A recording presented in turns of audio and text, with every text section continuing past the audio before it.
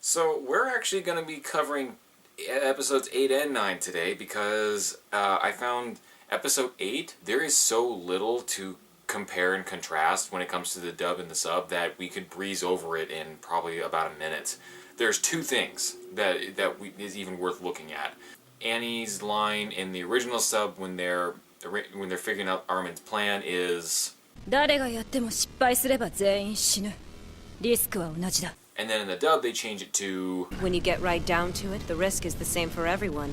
Doesn't really matter who goes. Annie, not only is that incredibly debatable, but that's also really, really, really stupid to say. The other thing is that there was a scene in the original sub where it seemed like they were making a budget cut.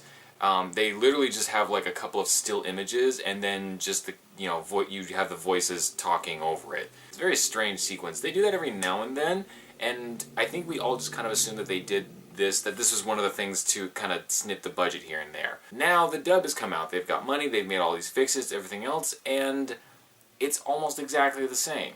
And that seems to kind of imply that that was intentional all along. But barring those two things, everything else is pretty much a line-for-line faithful adaptation from the original subtitle. Honestly, there's way more we can talk about episode 9, so let's just go ahead and give it past episode 8 and start talking about episode 9.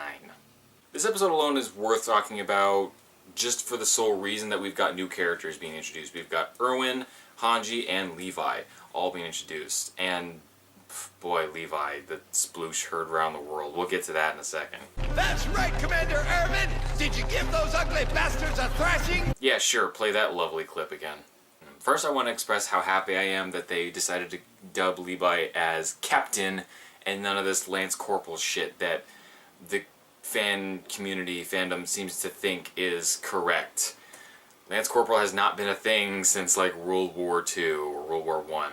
Hanji and Levi are both good examples of really good voice actors saying really dippy things.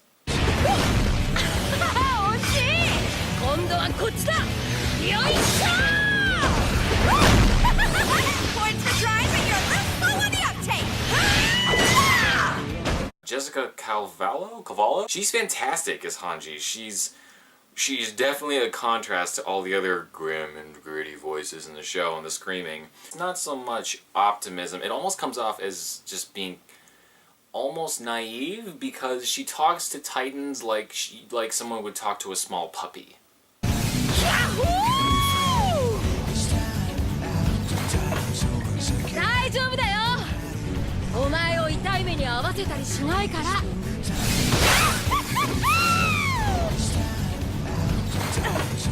Don't be scared, big guy! I won't hurt you. Cross my heart and hope to die! Does sound like she's talking to a small animal that's of no real threat to her. That naivete comes off across just fine. It's just, I don't know that I would have necessarily picked these words for her to say.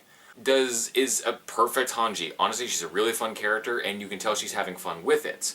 I just kind of wish that they would give her something different to say. Levi is kind of a similar thing, not quite to the same degree. What I notice is that when he's speaking to other characters in the show, when he's speaking to other people, it comes across more genuine. I believe that Levi a little bit more.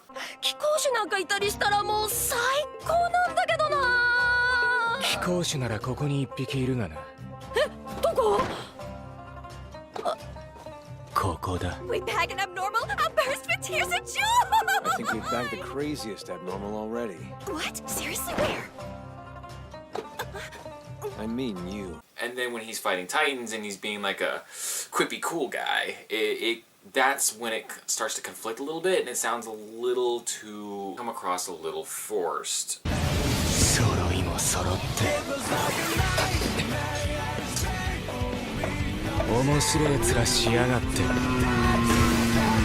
know you probably can't help being hideous. But I can't help being tired of looking at you. Again, nothing. This is not actually anything against Matthew Mercer. I don't think you could have picked anybody better than Leon Cool Guy Kennedy to play humanity's quarterback, basically. There does seem to be a misconception going around that I feel like I need to address.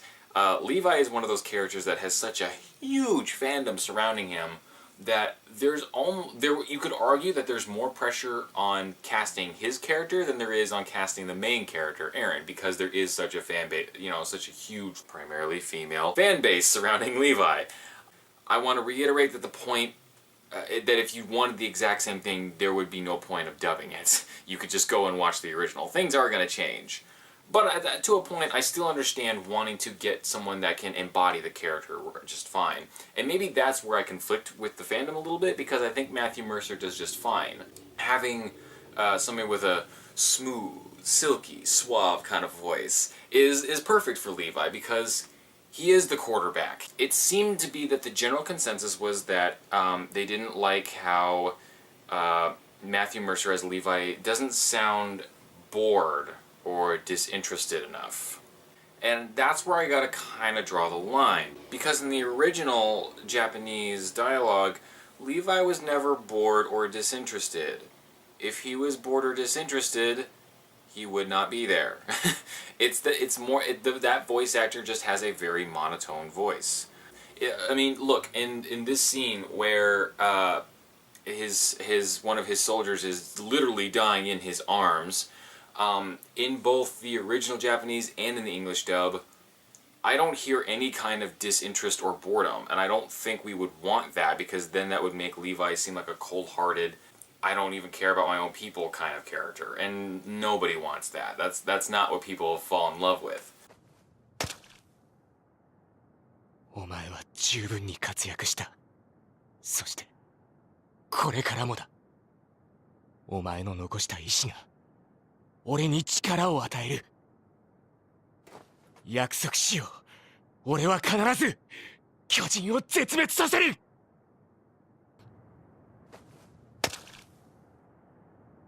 We've made great strides today, soldier. And tomorrow. Because of you. Your strength won't die with you. The torch will be carried on. By me. This I swear. On my very life. The Titans will be eradicated! That's a very important part of being the whole suave, cool guy, Marvel badass type hero, is that you don't raise your voice up any octaves. You think back to any of the Iron Man movies, maybe twice he changes his inflection away from sarcastic quippiness. It's not that he's bored, that's just how he talks. Same with his eyes and his facial expressions. He's not bored. He's not tired. Some people just have those kind of eyes. Some people just look like they're high or drunk or bored or sleepy. They can't help it. That's just how they are. And same thing with Levi's voice. It's never that he was bored or disinterested in killing Titans or saving people. That's just how the actor was. Very much so. The same with Matthew Mercer in the English dub. He's not bored. He's not supposed to be bored or disinterested. But again, I don't entirely understand the Levi fandom, and I'm not claiming to. So maybe that's the disconnect. But we're gonna move on past that, because a lot more happens in this episode than just Hanji and Levi showing up. The other thing I wanted to talk about was when Eren is in the Santa Titan's stomach, which is a horrifying sequence. I forgot how rough that was, especially when he turns and he sees that girl just kind of like melt away, like drowning in the Titan's stomach fluids. I think this probably was Bryce. I think Bryce Papenbrook as Eren has done very well thus far. I think this was the scene to get any people that might have been skeptical on board, because he sounds perfect. Again, there's this fandom conception that Eren should sound like a deep, manly badass. People seem to forget that he's like 16. He's a teenager. And when Bryce, when he's depicting Eren in the stomach of a Titan, terrified and alone and defeated, and he starts weeping and crying, he does sound like a teenager that's defeated. very weepy, yeah, and very crybaby. Guess what? When you were a teenager and you were crying, that's what you sounded like. I hate to break it to you, but all those times when you thought you were doing like a sexy cry or whatever, and no. This isn't real. We were ready. We were ready. We had the books. We trained. Everything. And I really like the line now when he does get like what he feels like is his last words. And he says, I'll kill them with my bare hands. I'll drive them all out! Kill them with my bare hands! Then, considering what happens next, all he does is kill Titans with his bare hands. Like, it's like I told you. It's a bummer too, though, because immediately after, when he becomes the Titan, when he goes into Titan form, I feel like he's doing the Christian Bale Batman kind of gravelly voice when he's the Titan Eren voice. This isn't your world. Not anymore. Granted, I mean, again, I realize how hypocritical that sounds. It has to be different. If it was gonna be the same, why not just watch it? Yeah, I know how that sounds. It's just a curious choice why you would go quite that gravelly. It's borderlines and a little bit much. We'll see if maybe if it changes later, or maybe it's just this time. And the other thing that I wanted to bring up was we have a reintroduction of the character Kiltzwilman, whatever. The guy that doesn't sleep much. He shows up and he sounds very... maybe I was just tired when I was watching this, but I heard little hints in there of Vegeta. A creature of unknown origin, ability, or allegiance has slipped through and infiltrated Rose, and that creature is you! Under the circumstances, your being sanctioned by His Majesty is neither here nor there. Every moment I squander mulling over your supposed innocence puts us all in further jeopardy from attack by the armored Titan! Hell, for all I'm aware, you're a tactical diversion precisely for that purpose! I don't know. Maybe that's just me. All in all, like, between this, like, the dub for this one or the sub of this one, it's tough because I do feel like maybe they tried a little too hard with Levi and Hanji's lines, but at the same time, I do like the performance, like the execution of the lines, so it's kind of this weird balancing act. Episode 8, I give the point to the English dub, and then Episode 9, I think I give to the original Japanese.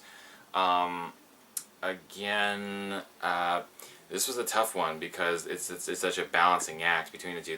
Episode 9 has both good and bad things going for them, both in very having to do with the same characters, but ultimately I think Episode 9, the original, felt a little more balanced. This is another situation where it's kind of like, oh, so you gave the point to the original, so that means you didn't like the dub. No, the dub's really good. But for me to give the point to the dub, it has to do something exceptional or different that makes it better than the original. And vice versa. The original has to do something better than the dub for it to get the point. And I feel like Episode 9 ultimately was more balanced between the written dialogue and the performances to make it a better whole package. Okay, that's it for me today. Levi fangirls, if you're watching this, feel free to lay waste to me in the comments. I look forward to it. Everybody else, leave any feedback you want. I'd like to hear what you think. This was an important part of the story because we got new characters, very important characters. They're going to be recurring. And the whole deal with Eren and that whole can of worms. Let me know if you think the dub pulled it off better than the sub, or if it was better the first time. I will see you guys next week for sure. I won't do this skip a week thing again because the next few episodes we have plenty to talk about. So I will see you guys next week. Bye.